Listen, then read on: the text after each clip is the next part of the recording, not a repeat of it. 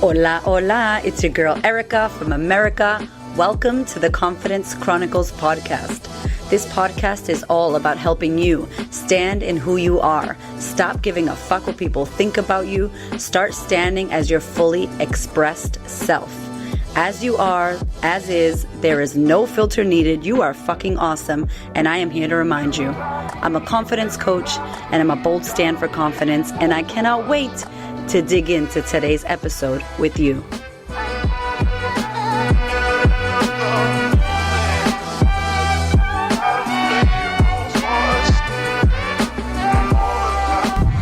Hello, how are you? I am well. I just came from yoga and I haven't done yoga in months. I was doing yoga from home with the lockdown when I was in isolation. And obviously it wasn't the same doing yoga from home than being at the studio with its beautiful lighting and an instructor, and it was just awesome. So I missed it a lot. And I came back to a yin class, which is like yin and mobility. And I'm very yang, as y'all know. If you've been listening to my podcast, you know I've got the yang going on. And yoga, for me, calms me down, helps me meditate, helps me feel really grounded. I love being on the floor. I love laying and sitting on the floor in yoga, the breathing, just being in my body. And it works really well for me, not only from a fitness perspective, but also mindset. It's kind of my time. And I receive when I'm in yoga. I'm not the queen of confidence, podcaster, Instagram. I'm no one. I'm nothing. I'm just on a mat receiving from someone else. And it's an incredible feeling to be receiving. And I think because we give so much, we need to be able to receive so much. And I have not been good at this in the past. This is something somewhat new for me to receive, and I am loving it. But not only that, I think when we serve as well, when we teach and we serve, those of us that are coaches or teachers or facilitators or healers, there's a lot of time where we don't sit as the student and we don't sit to receive. And so I love sitting as the receiving student. And it got me thinking, and I've been thinking about this for some time, and I wanted to talk about it.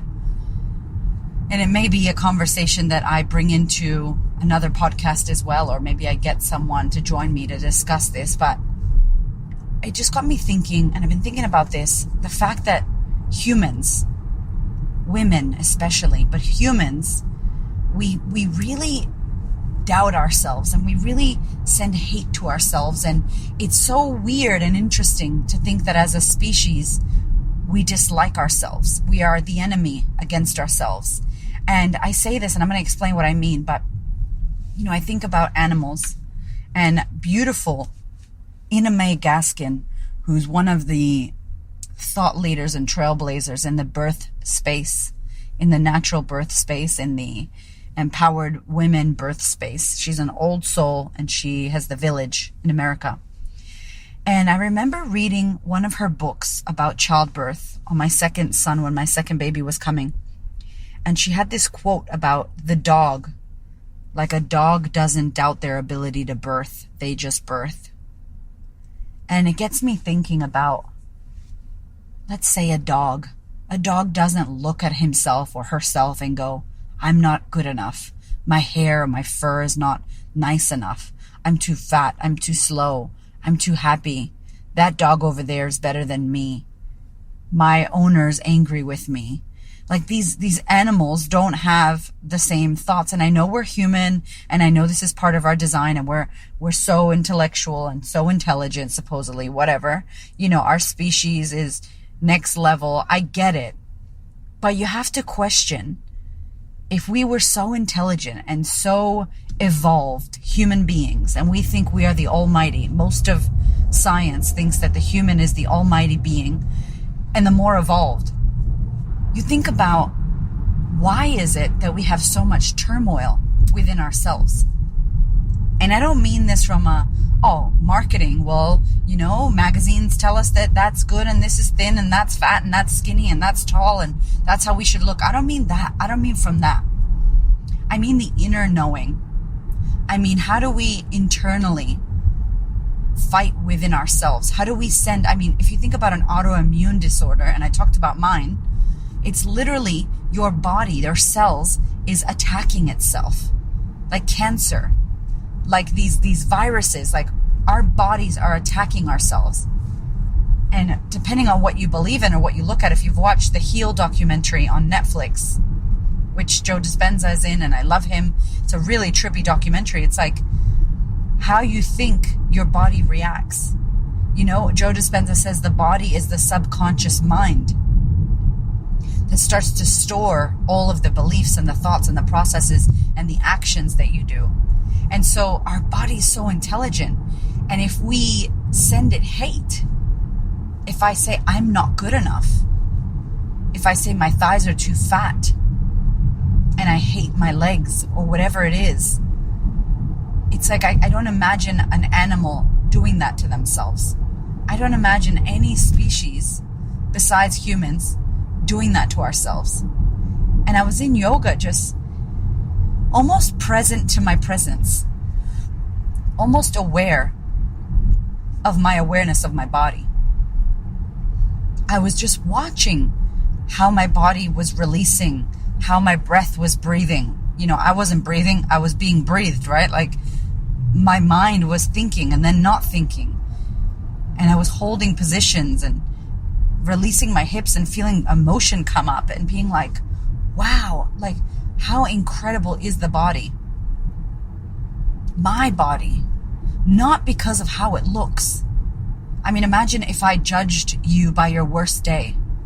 If I judged you by your hair. If I just judged you by the words that you said. Maybe you have a day where you say bad words. I do. I say a lot of bad words. Maybe, what if you just judged me by one podcast episode and that was who I was to you? And it's like, it's not fair that we do this to ourselves. And yes, a lot of us have learned this and we need a big unlearning. A lot of us have been fed this by society, media, all of that. But at the end of the day, I think when you reach a certain level of awareness and you know that you are the one that gets to make the choices and decisions in your life, you are the one that gets to define yourself. You are the one that gets to call the shots. You choose. And the moment that you know that, and a lot of you know that, a lot of the listeners know this, because you've been doing this work on yourself.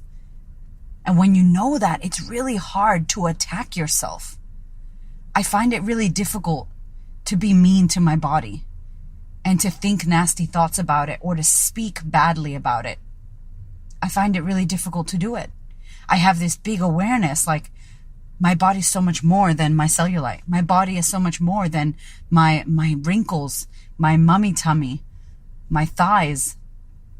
My body is so much more than my imperfections that are on my body.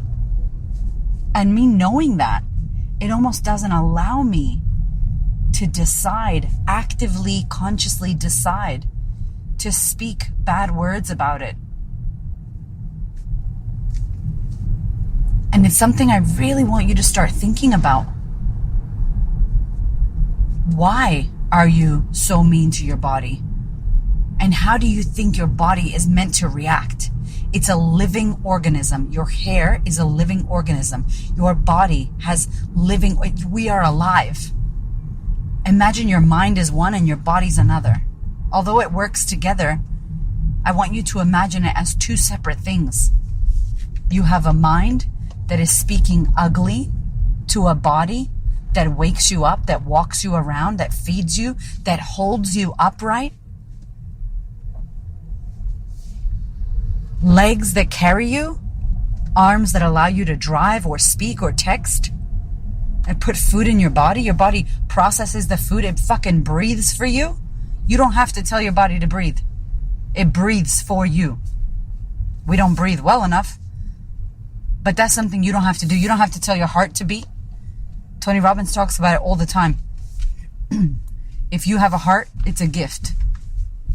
As long as your heart beats, you live. Somebody gave you that heart. You somehow got that heart. It's like, that alone is a fucking miracle. And sometimes we need to look at it at this basic level.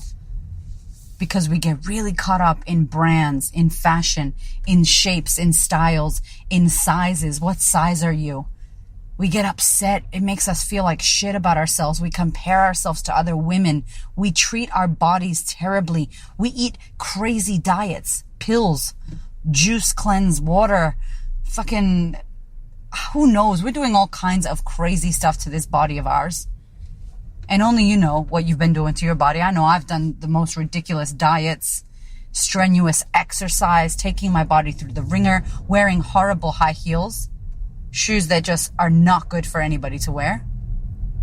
And then wondering why my feet are failing me or my toes hurt or whatever. Not self-caring, not massaging this body. Look at how I wrote my book. It was as if I hated myself. That's how I wrote my book. Like I hated myself. In the most uncomfortable chair, hovered over, not eating enough food, not exercising. I didn't know better. Now I do. I will not do that again. I will go to yoga to stretch and not to kill myself in an exercise. Because y'all, that's not always good to be going to get smashed by your personal trainer. Sometimes that's the worst thing you could do. You need to rest. You need the yin as well as the yang. You can't just be going crazy, smashing your body out, going to CrossFit, killing yourself, and that's it.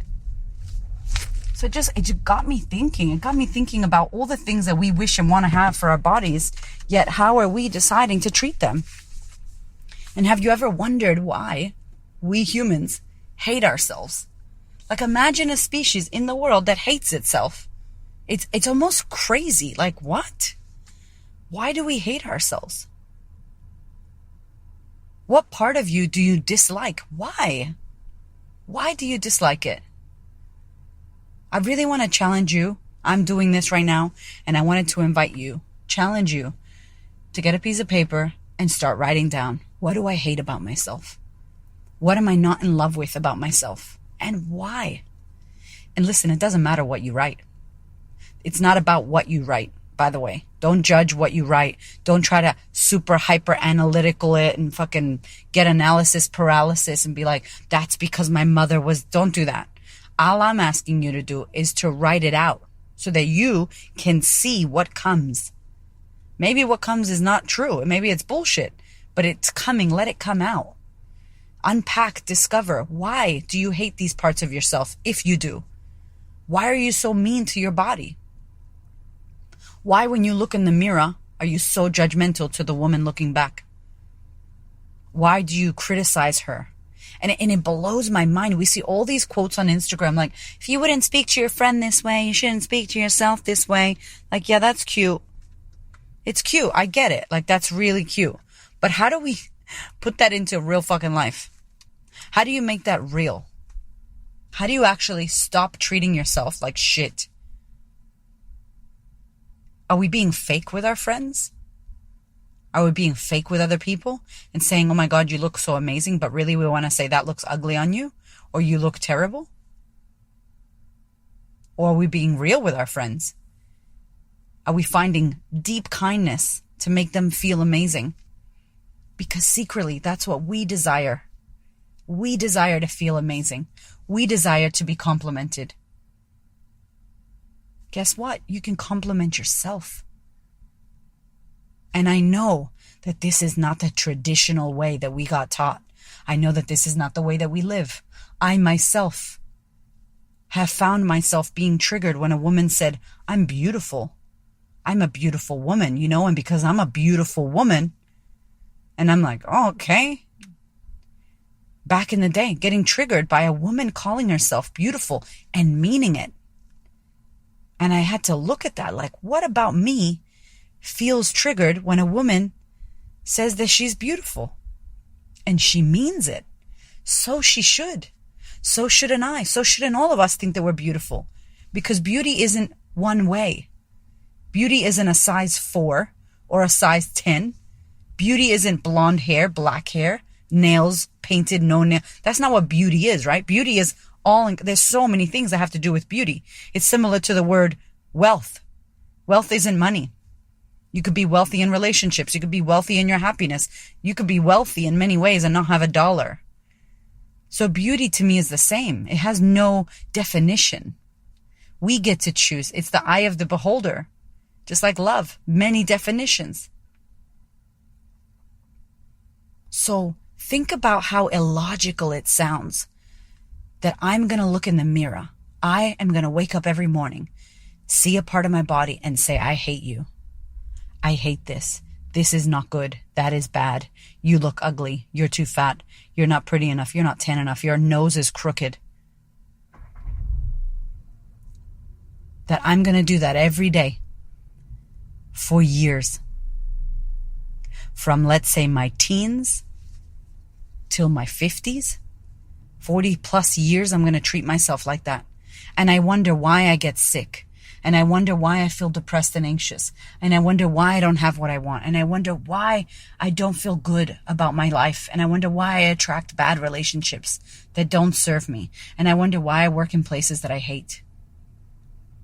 Places that don't light me up. And I wonder why I'm not happy.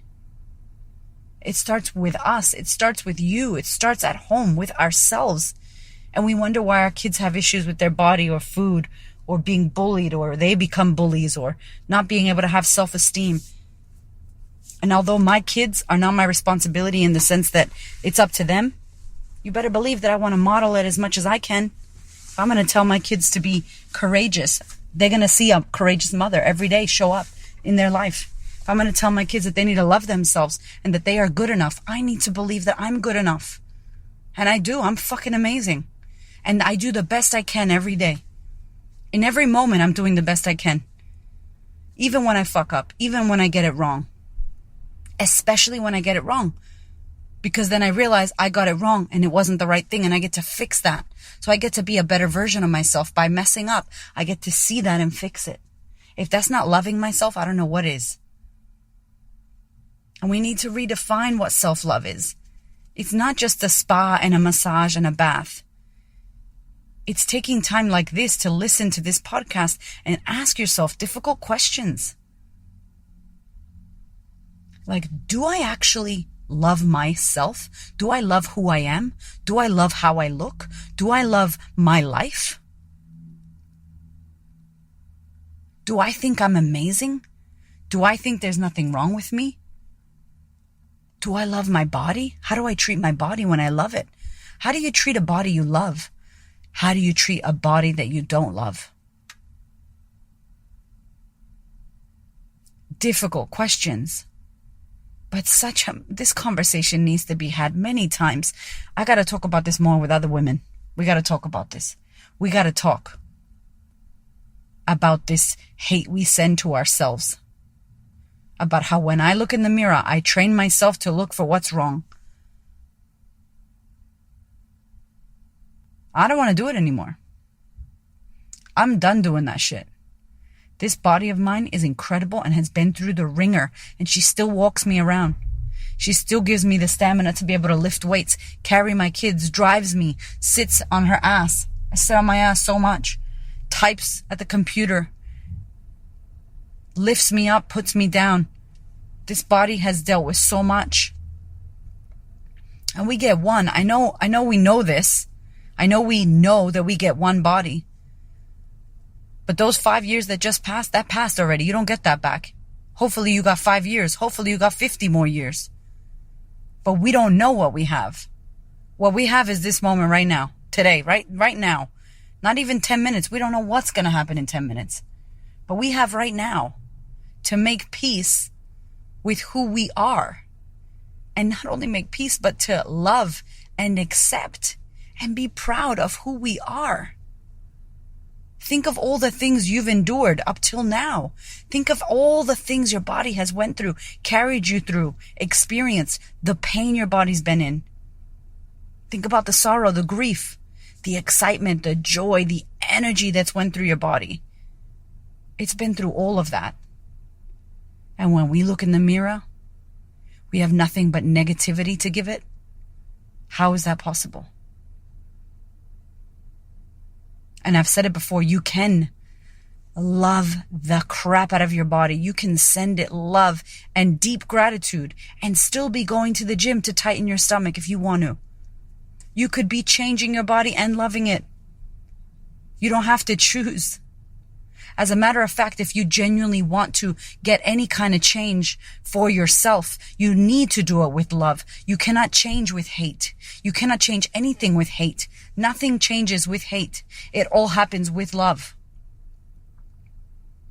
You can change your body. You can change your hair, the way you look, whatever it is you want to do with your body, with your image, with love, in love. Knowing that you already love it. It doesn't need to do anything for you. You love it already. The fact that you have a body, the fact that you have a heartbeat, the fact that you woke up this morning and that you're alive, amazing. You win. It's beautiful. And from there, whatever you want to change and shift, you can. But start asking yourself these questions. Start marinating on this. Start journaling and questioning. What is it about myself that I'm not happy with? Why am I being mean to myself? Why am I sending myself hate and not love? What is that? Where did that come from? And why is that serving me?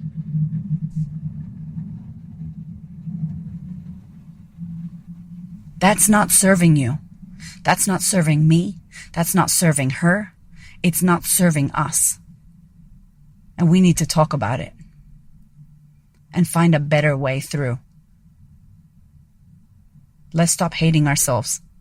Let's start showing love and gratitude for the us that we are, for the body that we have, for the skin, for the hair, for the nails, for the actual body that we get to have and the life that we get to have. With love, not with hate. I hope this serves you. I love you so much.